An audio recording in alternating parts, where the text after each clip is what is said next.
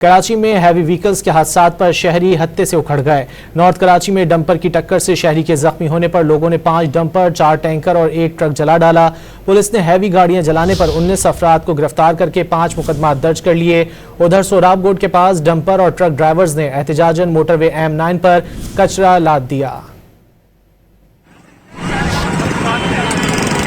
کراچی میں heavy vehicles کے باعث اموات میں تسلسل پر شہریوں کا پارا ہائی ہو گیا۔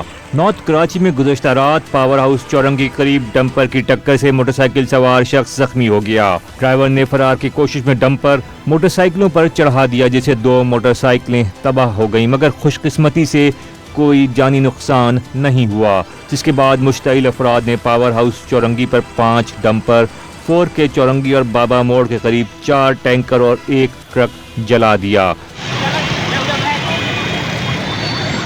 سر سید بلال کالونی، نیو کراچی، اجمیر نگری تھانے میں واقعات کے 5 مقدمات درج کر لیے گئے۔ اس سلسلے میں پولیس نے فوٹیجز کی مدد سے جلاؤ گھراؤ میں ملوث کئی ملزمان گرفتار کر لیے۔ نارتھ کراچی میں حادثے کے بعد ڈمپرز جلانے کے خلاف ٹرک ڈرائیوروں نے شدید احتجاج کیا۔ ڈرائیوروں نے سوراب گوٹ سے الاسف اسکوائر کے قریب کچرے اور پتھروں سے بھرے ٹرک الٹ دیے، جس سے موٹر وے M9 پر ٹریفک معطل رہا۔ گورنر سندھ کامران ٹیسوری نے ناخوشگوار واقعات کے بعد رات گئے مختلف علاقوں کا دورہ کیا۔ باور کرایا کہ انتظامیہ کو حادثات پر قابو پانے کے لیے اقدامات کرنا ہوں گے۔ کراچی لاوارث نہیں ہے۔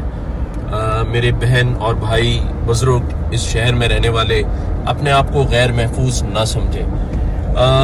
حادثات ہو رہے ہیں، میں مسلسل کہہ رہا ہوں کہ اس کا ادراک ہونا چاہیے، انتظامیہ قانون نافذ کرے اور ایسے واقعات پھر نہ ہوں، لیکن قانون ہم نے ہاتھ میں نہیں لینا۔